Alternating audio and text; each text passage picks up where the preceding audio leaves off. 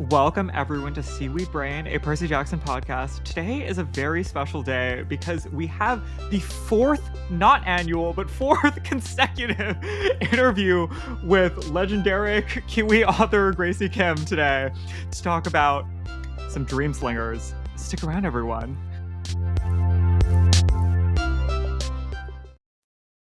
Woohoo! It's our favorite guest, Graci Kim, back in the Seaweed Brain house today to discuss her latest novel, Dreamslinger. For those of you unfamiliar, maybe those of you who joined us and started listening to Seaweed Brain after Percy Jackson TV came out, you maybe are not familiar with usual suspect Graci Kim around Seaweed Brain.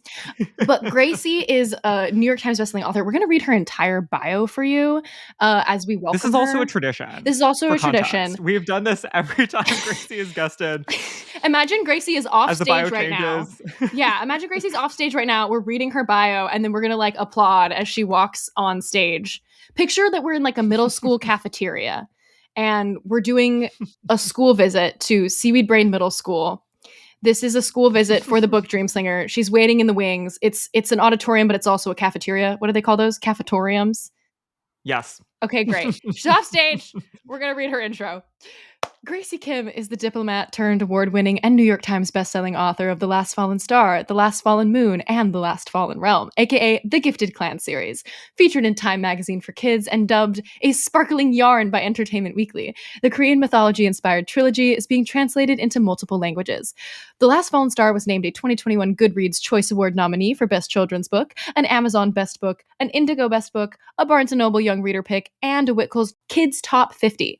In 2022, Graci was awarded the Sir Julius Vogel Award for Best New Talent. The first book in her new series, Dreamslinger, has been released in April 2025.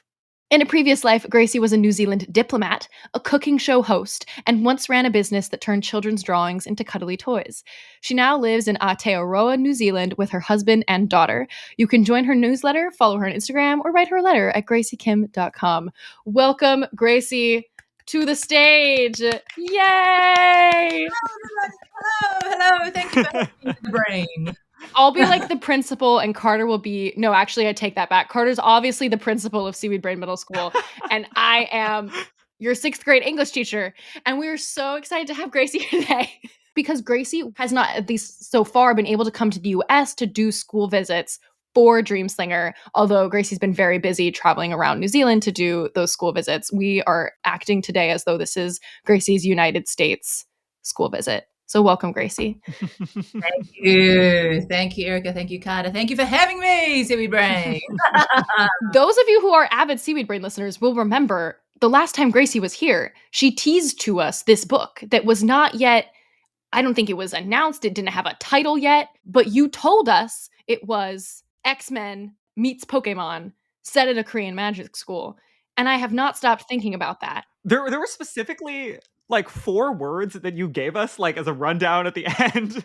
I think you said dreams, Korean royal family, X-Men, and Pokemon, and that was the whole teaser. And we've been gestating on that. Wait, did I not much of the intervening period any of those 4 things? I just listed them. I think you said like you gave like short explications for each of them, and you're like, okay. Dreams are so interesting. I've been thinking a lot about dreams, and that's part of the new book. Also, the Korean royal family, and went through them like that. And at the end, we were like, "What? Dreams and the Korean royal family and the X-Men? Like, what is the? How could you?" And it's here. It's here, and it was right. It's perfect. It's like the perfectly baked cake of all of those ingredients. We absolutely loved reading this book in preparation for today. We would have read this book even if Graci for some like reason wasn't able to come on the podcast, we would have been reading this book immediately as soon as it came out because we are such big fans. I should probably tell the listeners who are listening this far that there won't be any spoilers for the book. So we're going to ask Graci questions. We're going to talk about our thoughts with just basic, like the world building of the book, maybe some character details, but nothing spoilery. And then we might have a little spoilery section at the very end. But if you haven't read the book yet, you are safe to listen to the rest of this. Carter and I absolutely love this book.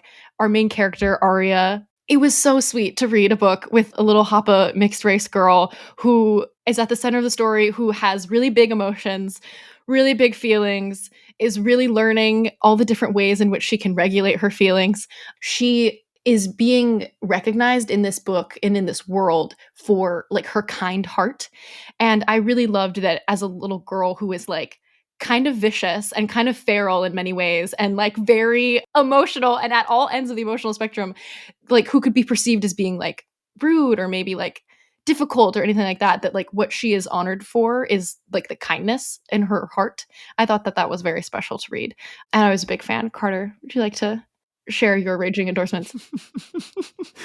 It's a very lovely book. I think that there's a lot happening in the US internationally with people, I think, trying to celebrate a certain kind of coarseness and rudeness and a turn away from celebration of differences and stuff. And this book felt like such a like lovely, thoughtful, calling everyone in. Like the setting of the book is this school where there are a lot of international students, and it felt like there was so much care in deliberately being like, there are students from lots of different places, and there will be some information about where they come from, and like thoughtful and specific names, which is something that magic school books have not had necessarily a great history of, but it feels so loving and thoughtful in this instance.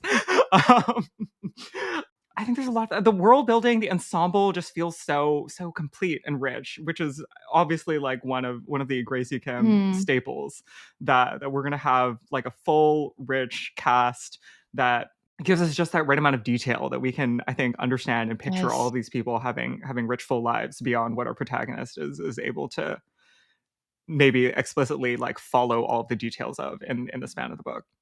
And the world building, yeah, it really is such a fun magical world that we're being exposed to here. Absolutely. If you love Magic School, if you love ensemble casts full of like sweet, quirky characters and found family, this is the book for you. In addition to Dreams, Pokemon, X-Men, and the Korean royal family. It's got everything. Thanks, guys. I feel like at its first level, this book is like the chaos of my brain and all the things I've liked that I just threw into one book. Like I was like, what do I love right now? I'm just going to mash it all up and blend it into a smoothie and be like, here, drink. But you also made the cover shiny. So I was like, yes, give me the shiny smoothie of Gracie's brain mush.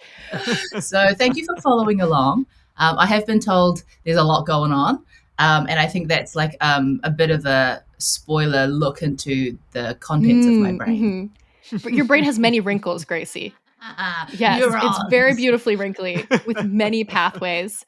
So this book, if you haven't picked up your copy of it, and notice it is published by Disney Hyperion. Gracie's Gifted Clans trilogy was also published by Disney Hyperion. But the Gifted Clans trilogy is under the Rick Riordan Presents imprint, which is something that I hope our listeners are all aware of. And Dreamslinger is a Disney book, but it is not part of the Rick Riordan Presents imprint. So will you talk to us about what it was like pitching this book and working with Disney on this book and kind of like transitioning out of that sector of Disney Hyperion? Yeah. So Rick Riordan obviously created so many beautiful books under his umbrella of Rick Riordan Presents. And then he wasn't taking on any new books. And it was just what it was, the natural kind of closing of the imprint.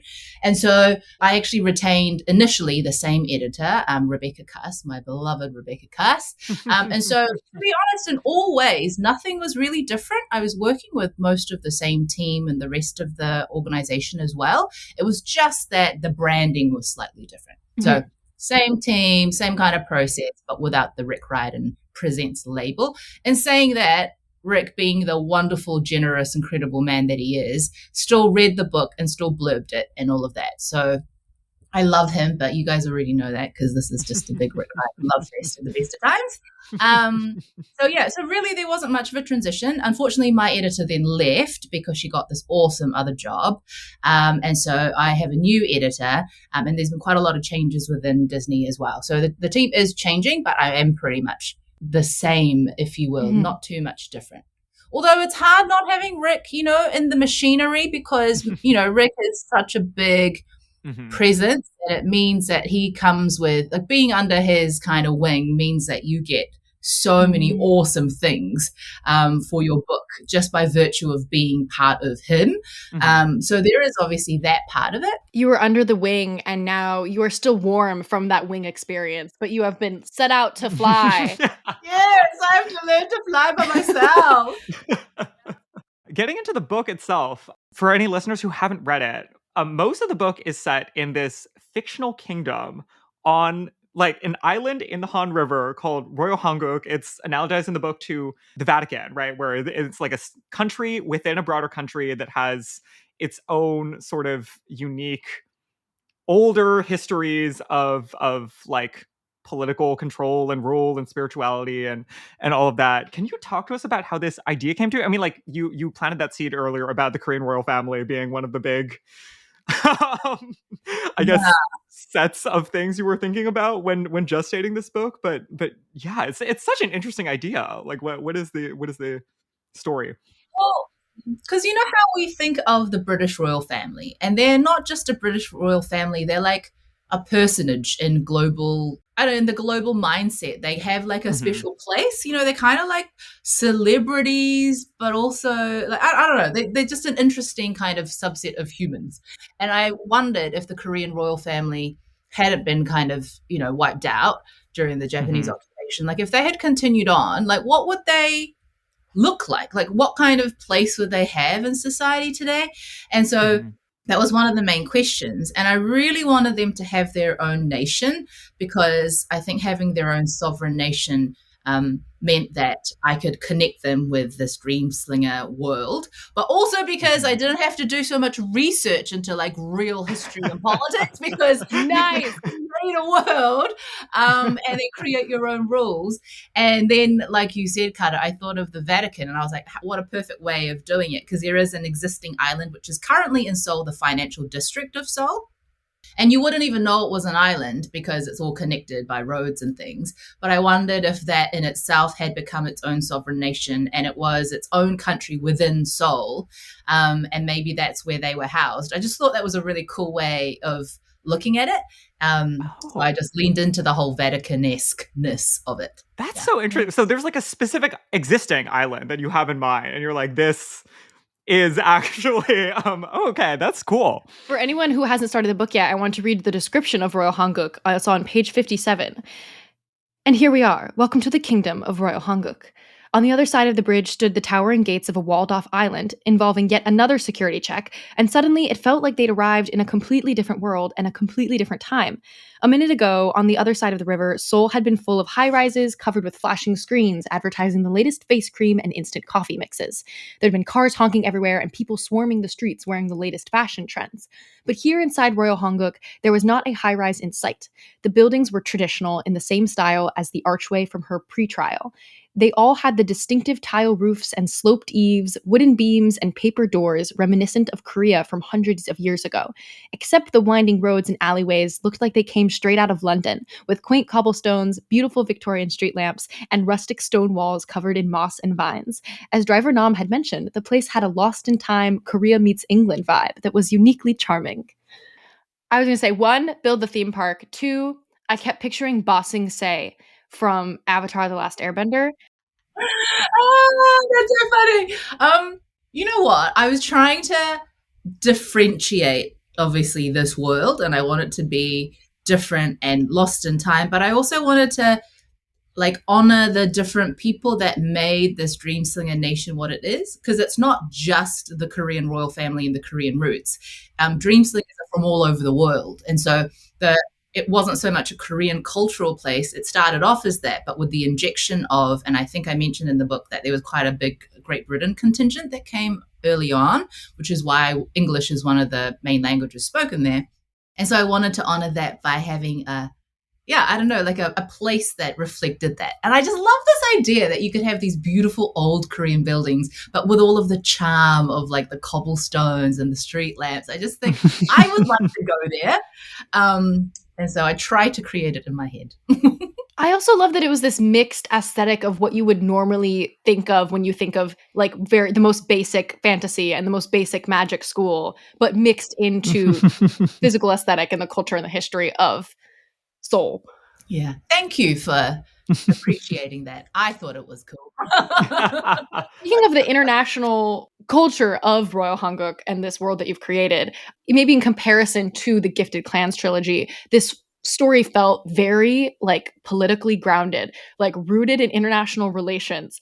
I think Carter wrote in our outline intrigue, violence, indoctrination. And we know from reading your bio out loud to everybody that you used to work as a diplomat. So we were wondering how your like experience in life working as a diplomat impacted the way you conceived the story. So it's so interesting because people have said that, wow, there's like lots of politics and like international relations vibes in this book. And I'm like, is there? Like, not once in the writing of this book did I intentionally try to include, like the words international relations and politics did not enter my brain at any time. So I think it must be just because of my lived experience that it just was. Like, for example, to be honest, the main, you know how there's like different factions of people who believe in different things in this world. And I guess you're right. That is can be seen as different political affiliations or different ways of looking at it. But to me, the main inspiration behind that was X-Men, because in X-Men, I am so in love with this idea of how two people, Professor X and Magneto, can come from pretty much the same background, right? And have the same kind of cards of life be dealt to them, and then them going and diverging into completely different ways. And how you can't blame either of them for the paths that they've taken. It's just those are the paths that they have taken with the information and the luggage and the baggage that they have covered, have carried on their backs. So that was, to be honest, the main inspo. Not so much like my diplomatic background, but it's interesting that people have picked up on that. And then the other thing is kind of related to the political or like the kind of diverseness of the cast. Obviously, there are kids from all over the world coming, so it makes sense that people are from all over the world. But I have had a few people say, gosh, did you put like real extra effort into making sure everybody's like, ethnicities were like adequately mixed and like names were like adequately hyphenated and stuff, because you've obviously gone like a bit over the top with that. And I was like, oh, that's again very interesting, because I didn't try to do that. I was actually looking at my kid, Sky. At the time she was at daycare. Now she started school this year because she turned 5. But at her daycare, I just looked around at her friends, and I honestly just did a cross-section. And so many kids were of mixed race. So many kids were, whose parents were from different places. And so many of them had interesting names that reflected certain heritages, or like my kid has a hyphenated last name. So I didn't try actively to do it. It was just the reality that I live in that I was trying to capture. And I think that's so interesting that people who read it and go, oh, yeah, this feels like my world, or wow, this feels like a really contrived world that you've created. It just shows where you come from, like what your reality is. I think that's so interesting to see the differences of where people come from. Yeah. Absolutely. I felt reading this book like this was an island. Like this was an island that people were coming to. I was like, absolutely. All of these different names, all these people from all these places, like that, it made so much sense to me that, of course, there's these kids from Korea, but there's also these kids from New Zealand and from Australia and from wherever. It felt very normal to me, but it's so fascinating that for some people it is an automatic reflection, and some people don't grow up in places that are like that. So it feels contrived.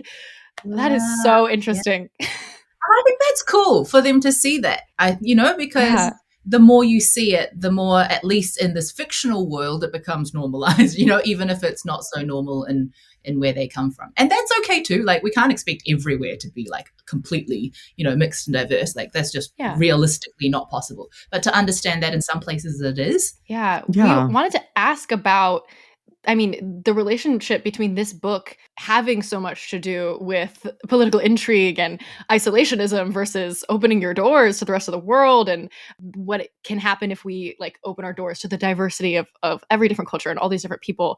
And the fact that you were unable to come to the States this year to do this book tour. That's just such an interesting duality that we're dealing with the world of the book and the world that the book has entered into. Yeah, so interesting you mentioned that. I hadn't even thought about like the parallels of that. But yeah, so I mean, there were a few reasons why I couldn't come, but one of the ones that I do openly talk about because I have factual evidence behind it, because I think you can say so speculative things, what you think are, but in terms of the fact is that I did have teachers reaching out to me saying that they didn't feel comfortable taking the risk to have someone like me come and speak at their schools because of who I am, my name, what I look like, the type of inspiration behind my books. My visit could be perceived as a diversity, equity, and inclusion visit, which I think is really, I'm just a writer who writes books. Like, I don't represent diversity, right? But anyway, so because of that, and I feel so bad for these teachers that have to navigate this, but they just couldn't take the risk. And so, that was part of the reasoning for why I couldn't make it. And that is really sad, for ultimately for the kids most, and Yeah. but at the same time, I always try to think of things with like one step back. If I divorce my own personal emotions from this and I take a step back and I realize that in history, things always swing. It's like a pendulum, right? Yeah. So this is but a moment in time.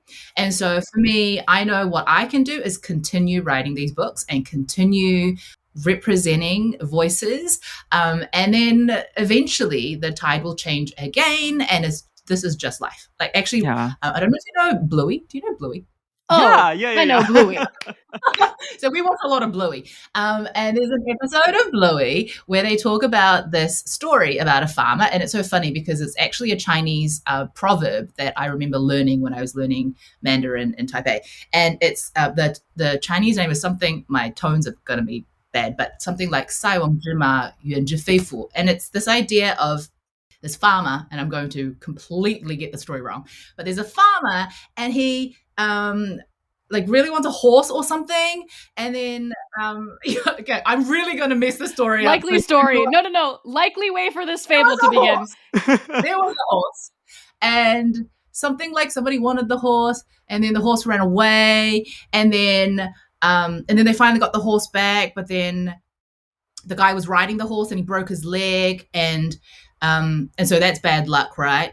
The horse came back, so that's good luck. But then he was riding the horse and he broke his leg, so that's bad luck. But then the war happens and there's a conscription, and he doesn't have to go because he broke his leg, so that's good luck. But and so like it's the story of how, even though I haven't actually told you the story properly because I can't tell stories very well, is that there is no real good luck and no real bad luck. Like, things are constantly changing. And so I guess I take heed with that, and that, yes, this particular visit may not have happened, but we're still trying to do one later in the year as well. So hopefully that will go ahead, and we just have to do our thing. We just have to do the good things that we can do, and eventually the tide will shift again. Yeah, absolutely. And I've been having so much fun following you doing the tours in Aotearoa and the like school visits that you've been able to do, and knowing that there is such a strong presence of characters from like around the Pacific in this book. Has it been special, like sharing that specifically with the kids in your town?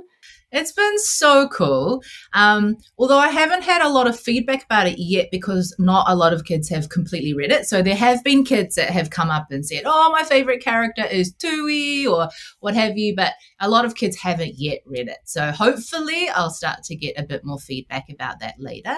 But I loved putting in those characters, and the amount of inspo that I got from my real life people. Like, there's a character in the book. Oh my gosh, I've just completely gone blank at her name. What in the world? Tiare? Tiare, thank you. Oh my God, I just went completely blank. Tiare. So I put her in, and her name, Tiare Taina, was provided by my cleaner, who started life off as my cleaner and is now just my awesome friend. And we chatted a lot. She's from the Cook Islands. And so we dreamed up this character together, and she's in the book. And I just love all the different ways I've been able to inject real people into my book in the randomest of ways. Oh, absolutely. Yeah. I feel like I'm like monopolizing Gracie's time, Carter. I want to let you choose the next question because I was about to just spiral into character talk. But I will also say Tui is my favorite character. So that you can Yeah. have, I will say that to your face now. Tui is my favorite character. Yeah. I just want to ask a little bit more about the world building. Of the two of us, I am not even just of the two of us. I am like a big Pokemon person, and I was very curious to hear more about how the Dreampanions were conceived, how you picked which animals and which powers, and what the world of these animals was going to be. Okay, so two things. First, the Pokemon part is actually not so much where the idea was not so much the Dreampanions, but the Nightjoys. Yes, the plans and yes. Interestingly, the Dreampanions, I did not come up with the Dreampanions. Oh. So it seems like something I made up, right? But it's actually from Korean philosophy. So there's I know. Korean philosophy it's called Oheng, which means like 5. Heng is kind of weird, like 5 ways of flow, or like 5 ways of being, or 5 pillars, or 5 directions. It's an actual Korean philosophy, and in that there are I wish I could show you, but anyway, it's like 5 different ways of, like 5 different directions, 5 different seasons, 5 different animals, and within that, those animals that I have as Dreampanions are from that. So there is a black tortoise, there's actually a blue dragon and a yellow dragon, and there's a red phoenix and a white tiger. So those are actually creatures from Korean philosophy, and each of those creatures relate to a season, which is the season I've attached to them, and a direction, which is where the palaces are located on the island. So it's like a direct pull from Korean philosophy, which I think is so much cooler than just dreaming something out from my brain, because it exists, like it's real. Obviously, I've put my spin on them.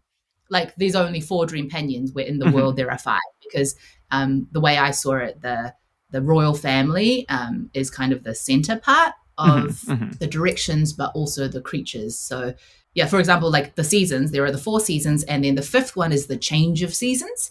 So they're like the center and the heart, whereas everything else moves around them. So anyway, yeah, I just find that so fascinating that there is this existing philosophy, I guess philosophy / mythology. At the time it was called philosophy, and now we would call it mythology, that I could draw from. So that was really fun. Is that something you always, like, knowledge you always grew up with, or is that something you like read and came across in research? Yeah, it was in research. So I had no idea. In fact, when I mentioned it to a few other like family members, they were like, what? I don't know that. And then some older family members, like my parents, when I asked, they were like, oh yeah, everyone knows it. Like, why are you even making a point of that? That's just, of course. But I learned about it because one of my aunties lent me a book about palaces, because I was trying to learn more about Korean palaces and how they're located and the symbolism and stuff like that. And it was within that I learned that a lot of the physicality and design of palaces were designed on this philosophy. So if you go into a Korean palace, at the entrance, like, you look up and you will see the 2 dragons and the animals like on the ceiling and stuff like that. So yeah, it was a really cool process of learning. I think we also wanted to ask you, in the vein of research and the research you did for this book, looking into specifically dreams and the way that dreams operate, and there's like, the mythology or the philosophy behind dreaming, and like different world views on dreaming. Where did you start, like, that research? How much of that research was deep research for the book? And like, was there something like your favorite piece of information that you learned about dream science? Yeah. Okay, so what I find the most fascinating about dreams is how little we understand about it. So I put it in the book, but if you live till 90, we spend 30 years of our lives sleeping. Like, for a third of our lives, we are literally unconscious, and we all dream every night, even though we can't always remember them. But we don't understand why we dream, or we maybe understand little bits and pieces of why we dream, but we don't really understand the full gambit of it. I just am so fascinated by it. And I was fascinated by it from a kid, because I'll just tell you 2 separate stories. So the first was, I can't remember how old I was, maybe 8 or 10. And my nana, who had raised us and lived with us in New Zealand, she was back in Korea visiting family. And I remember she called and she said, I had this really bad dream that you died near water, so don't go near water. And I was like, oh, okay. And then the next day, it was a Christmas Day celebration, and my mum's work took us to a work trip to an island, which, is kind of surrounded by water. And then we all went over this boat ramp. And everybody went over it fine, but then I went over it and I slipped and I gashed my leg open and my bone was out, and it was terrible. Oh my God. And because it was an island, and at the time there was not a lot of medical help there, and the last ferry had already gone, and I almost lost my leg that day.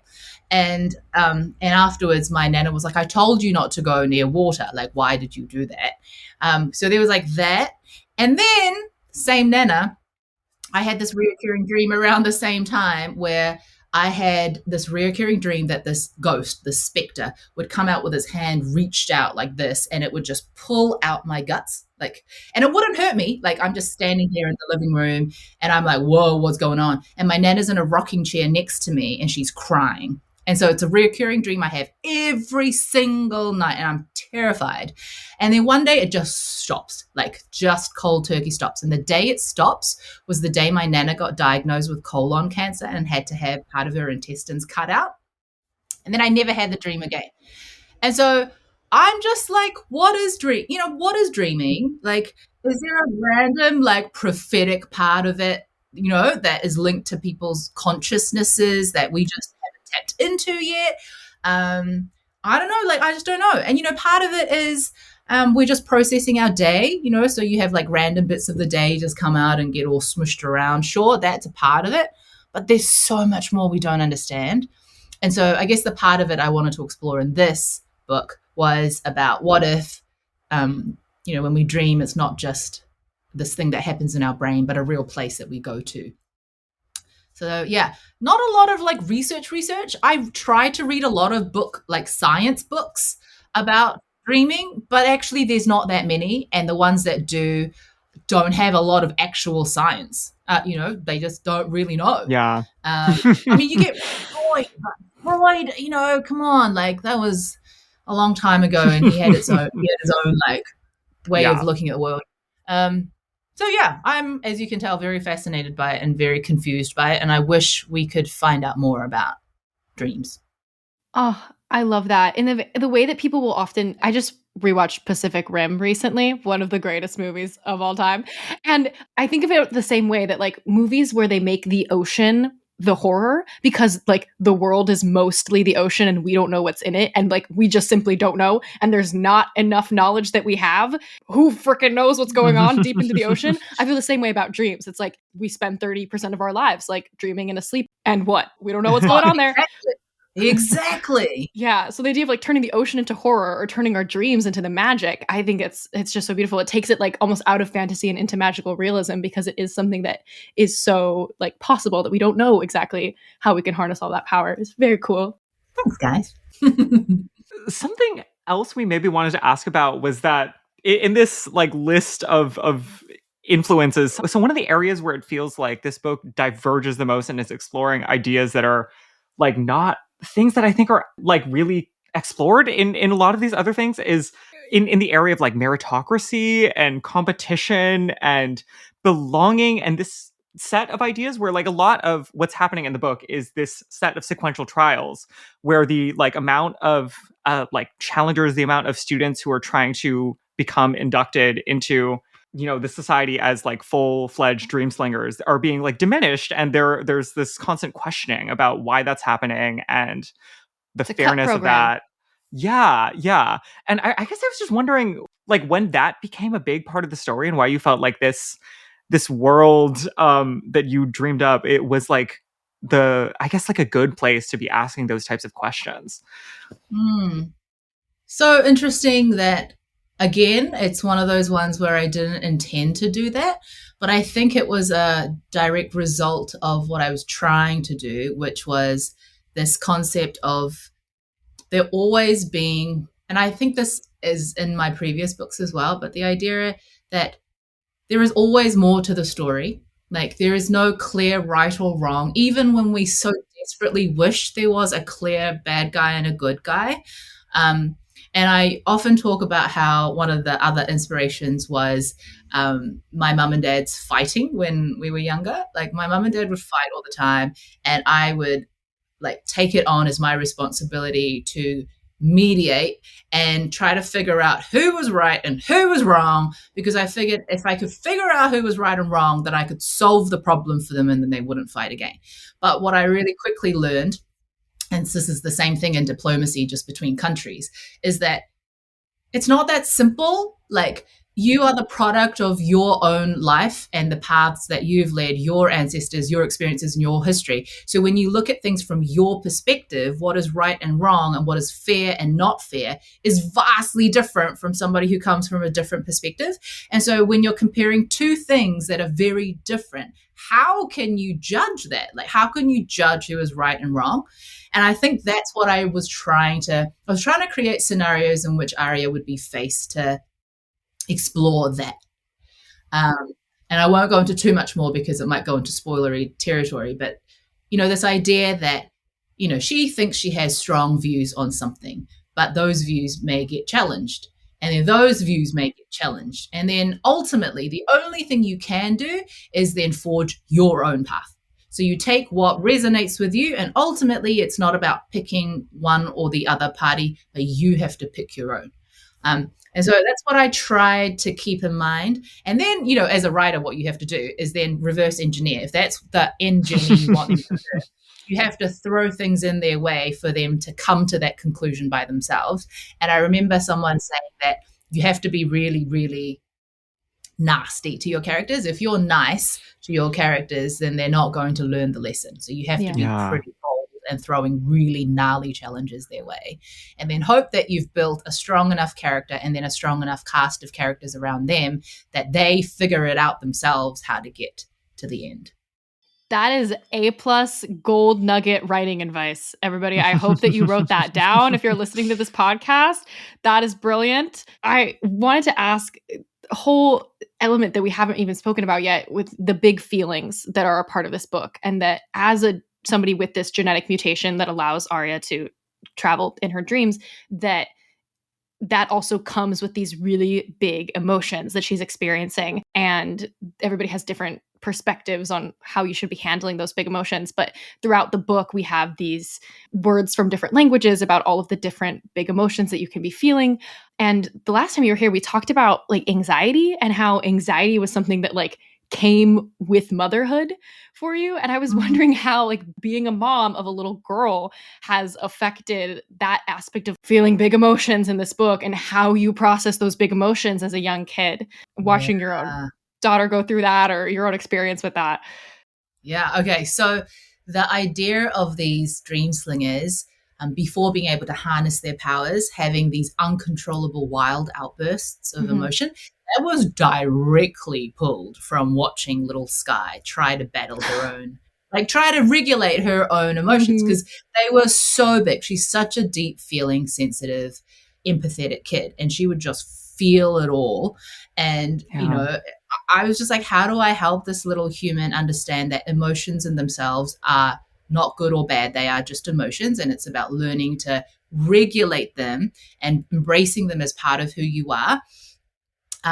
How do you help a person learn that?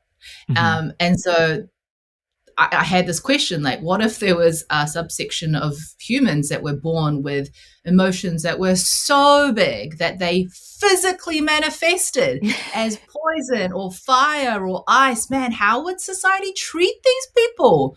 Like, would they be celebrated? Would they be shunned? Would they be locked away? Like, that was a seed of idea that built into the world. But it was also my own emotions, because like I mentioned last time, like early entree into motherhood was really a big transition for me, and it brought with it anxiety. I still am terrified of flying, which I never used to do, because as a diplomat you fly everywhere. And now the idea of flying terrifies me. I do it anyway, but it terrifies me. And also, like, being a mom tests your patience, and I don't have a lot of patience. Like, I'm like the most impatient person I know. I like want things now, and so that was as much me as much as it was my daughter. Like, man, we have these emotions and we're told by so much of society that they're bad, like reacting and having these big feelings is somehow like something we need to, as in the book, control, Conceal. maintain, and restrain, and and maybe there are times where we need to learn how to do that, but that doesn't mean emotions are bad, and it doesn't mean Mhm. that's how we should be all the time. There are times we need to let them shine and let them rage and let them, sing. And yeah, so there was a lot of like personal exploration, I guess, with that. Because I find even though I know all that, sometimes when I am in the middle of like a kid's tantrum, and by our kid, I mean my kid's tantrum, I don't know how to deal with it because I've been told that kids, like my personal experience growing up was that you don't show your emotions. You have to be controlled, be the nice, quiet girl. So it's, Mhm. it's like unlearning things and learning new things and then finding ways where you can meld things that you've learned from different places into a new way of doing things. And yeah. Yeah. I feel like I learned techniques in this book reading like valuable expensive therapy techniques to how to like think about putting your emotions in a box and envisioning that box getting farther and farther away. I was like, "Oh, I'm going to try that tomorrow." Really worth the cost of this book. Getting really a bang for your buck. I think that we, as we like are running out of time here, want to hit you with some like rapid fire questions. Sure. Carter? Rapid fire question number 1. Is there a particular reason why Arya is from Texas? Oh, I was there. And it was so rich. Like I was there and the story was percolating and it was just like so rich in my mind. So not really a deep reason. Yeah. Amazing. This is a really silly one. I'm wondering if because your book came out around the time that the papal conclave happened, people have been asking you questions about the interrelatedness of these ideas. I have never had that question. Maybe not. Maybe it's just me thinking about the conclave as I Carter was is the reading. But I love that. I was following that with great interest. I was like, is there smoke? Is there smoke? Is there a board game coming? This was my personal question. As I was towards the end, I was thinking, like, what is the right multimedia? Like, what is the other form? There's so much multimedia from the book. Like, if you're reading it and you maybe aren't following Gracie on Instagram yet, there's like a song that's already out. There's maps. There's trading cards. There's sheet music in the back of the book for the song that you can read if you want to like do that before you go to YouTube or anyway. But like, I was thinking board game. I don't know what anybody else was thinking, and I was curious if you have thoughts about that. Oh my gosh, I would love a board game. I wouldn't know how to make a board game, but somebody should make a board game. That would be so fun. Seaweed Brain Middle School English assignment. We had to do this in our 7th grade English class. We had to make a board game for a book. I need somebody listening to make a board game for Dreamslinger. Please do. Oh my gosh, I'd be so excited to play this game. And then send it to us. Yes, please. Okay, really quickly, do you have a favorite X-Men character or arc that percolated a lot when you were thinking about the book? So I have always been obsessed with Wolverine just because I loved Wolverine. I mean, not for anything more than him. I mean, Hugh Jackman is like, I was just obsessed with Hugh Jackman. So, I mean, that was purely it. And then I explained before this obsession that I have with this character arc with Magneto versus Professor X. I'm just endlessly fascinated by that. So, I don't think I have any other favorite characters. I remember there's a New Zealand actress that played, and I'm again blanking on, the one that can't be touched. She can't, I'm not sure if I do. Mutant who can't be touched. Anyway, I liked the idea of her in the movies just because she was a New Zealand actress and we're so small. So the fact that a New Zealand actress can be on a big screen. Like it's Rogue. Rogue. Oh, okay. Thank you. That makes sense. Rogue. I just love the X-Men. I just love this idea that people can be born with these things that are so special, and yet because they are special, they're treated with fear. And it's so rich for exploration of real life things, and also they have superpowers. So yeah, kind of cool. Carter took an entire college course that was centered around the X-Men. Yeah. No. Or it was I forget how exactly the frame. I think it was superheroes as literature was the theme of the course, and I the want to take primary that. thing was X-Men. But it was like superheroes as literature and disability studies, right? It was like mostly disability studies lens, but there like the X-Men is just such a rich text, like you were saying, that we were like reading. It was mostly the structure was like every week we're gonna read a different allegory as it maps into mostly the X-Men, but sometimes another different Marvel comic. So it was mostly disability studies, but then we would also do like race, we would do like religious persecution, Mm. queerness. Like there's like a like you were saying, it's like So an rich. endless. The metaphor of the mutant is like really like there's so So much in powerful. that. I just, as you were talking, I just had this image I remember seeing in one of the movies where one of the mutants, he grows wings, like angel wings, and there's Yeah. this like really gruesome, incredibly emotional scene where like as soon as it like pops out, he physically mutilates them and cuts them off because he's been taught to be so ashamed by this Yeah. thing, and it like stays, the image of it stays with you. Yeah. Anyway, very rich source. Yeah, love it. Oh. Last question. The last rapid fire question is if you have a favorite Pokemon. Yes, and it's a random one. I love Psyduck. You know Psyduck. Psyduck.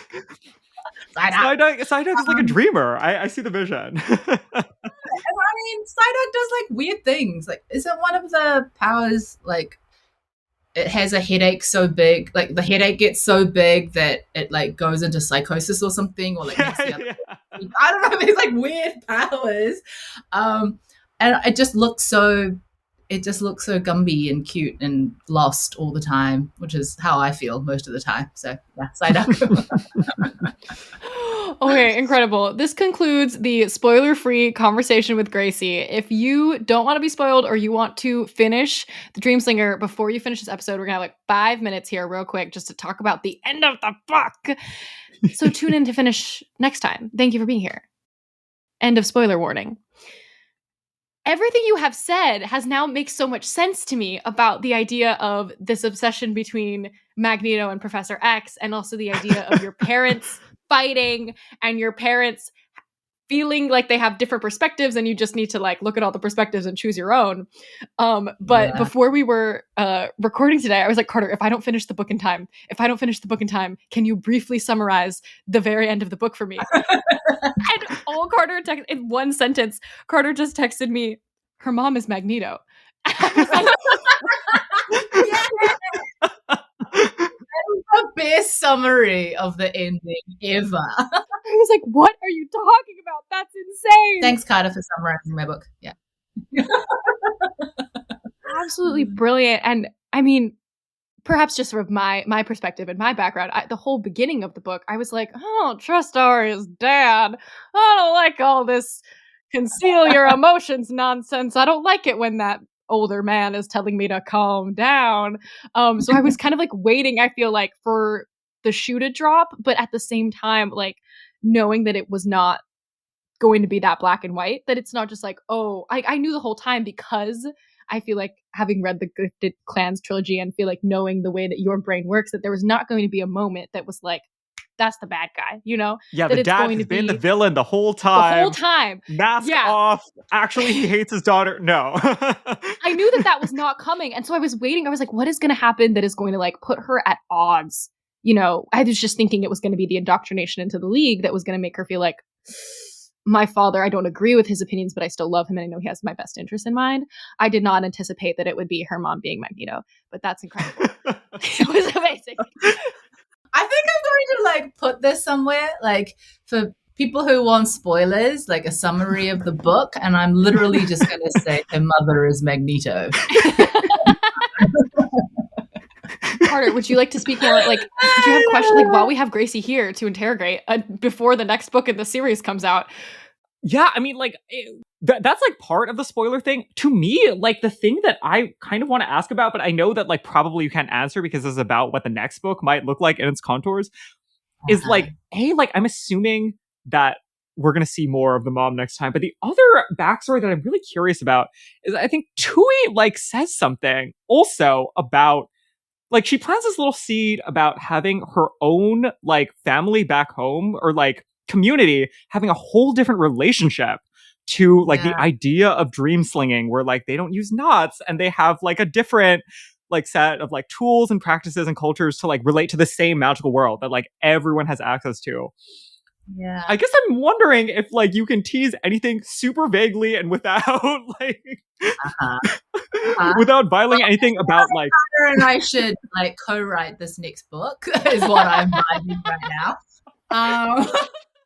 Okay, so interesting story. When I first started this planning for this book, I had kind of a 4+ arc structure. I mean, not very, very clearly, but very loosely that there was kind of enough for that. But because the book industry is so tough right now, especially for middle graders, really, really tough. So I'm currently contracted for a 2-book series in this world. And so I've been told that I have to end an arc beautifully within 2 books, with the hope of more, obviously, but I need to be able to wrap it up at least satisfyingly enough. Can the second book be 600 pages? That would be so cool. No. So it's been hard for me because I have rewritten this book many, many times now. Because at first I was writing it with the hope that it was the second of many, and now I'm having to completely rewrite the book where it's a second of 2, for now. And so, yeah, I'm struggling to like say everything I want to say and give the characters everything that I want to give them, because there's so much more that I want to explore. If only I could share with you all the things. So anyway, that's my current challenge, is to try to get a really satisfying, conclusion with inverted commas into this second book. And that is not a teaser in any way, but also I will go back to the fact that I may need a co-writer, Carter. So if you're free,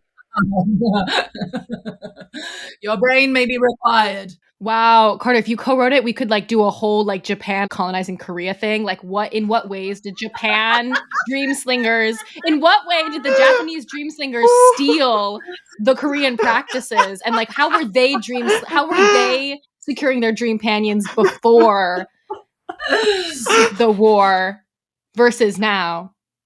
I just like I recently rewatched Attack of the Clones, like the Star Wars movie, and that was like when I like put down this book, that was immediately what I was assuming the next book was going to be. I was like, this is going to be like, I don't know how many there are going to be, but I feel like book 2 is going to be like racing around the world to like recruit nations of other Dreamslingers into your side versus the other side of the like, how are we going to politically deal with, Dreamslingers political factionism. But like, I don't know. I love that.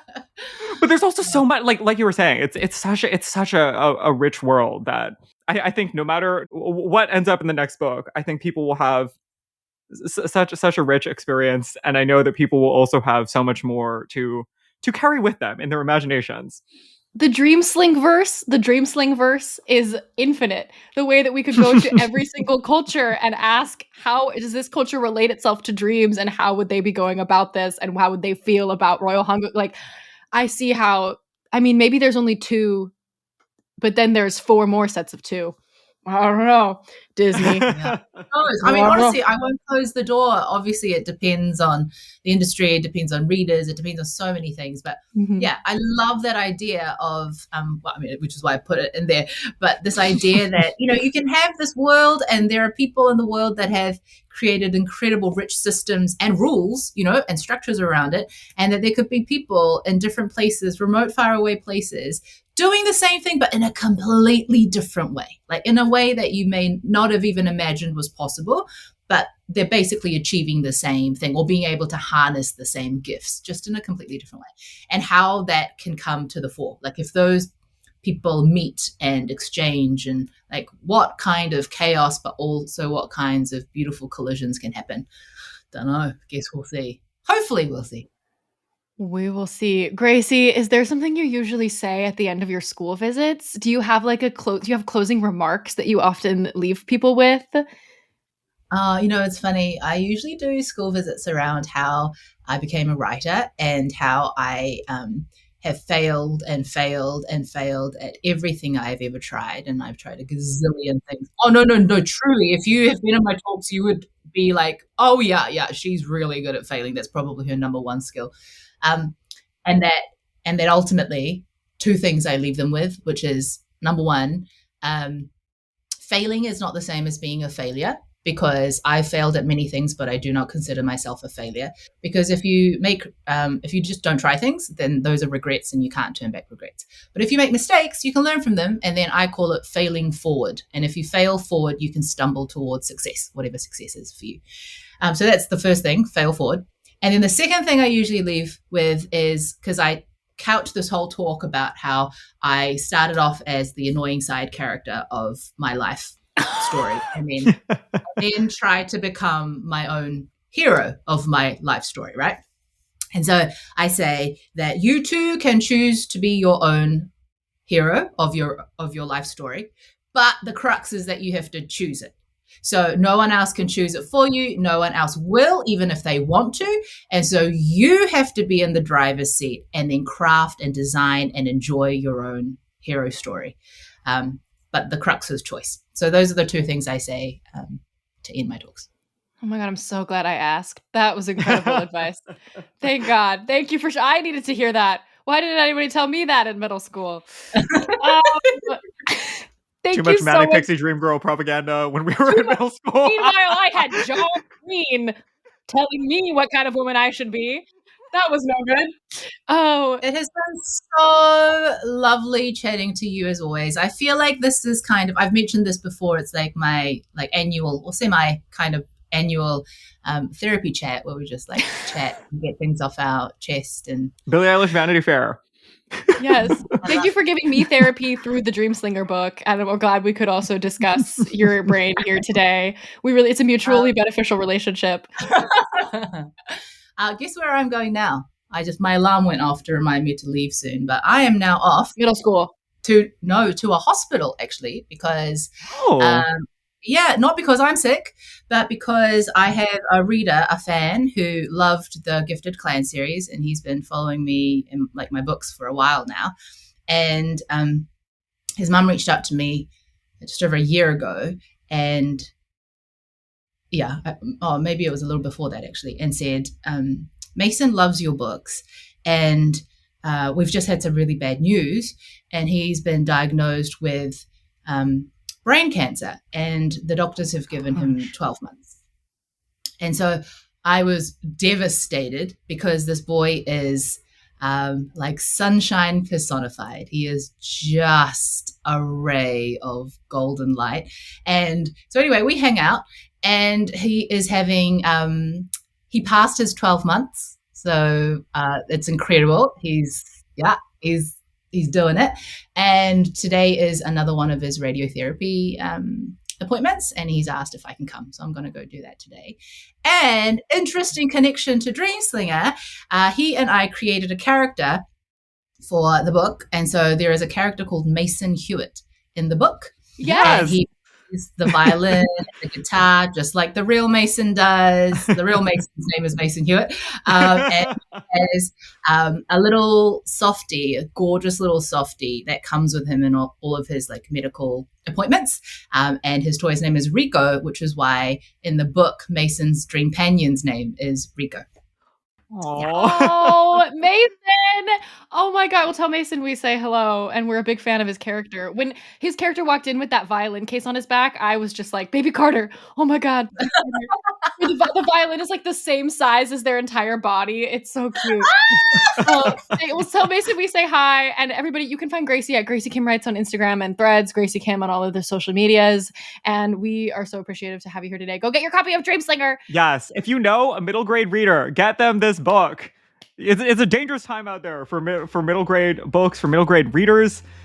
If you know someone who's in that age range, make sure that they love reading. It's a tough time for the world. Reading is important. Novels are important. Give them the gift of story and empathy and deep imagination with this book. Yay! Thank you all. Thank you, Graci, and we'll see you next time. Bye, y'all. Bye.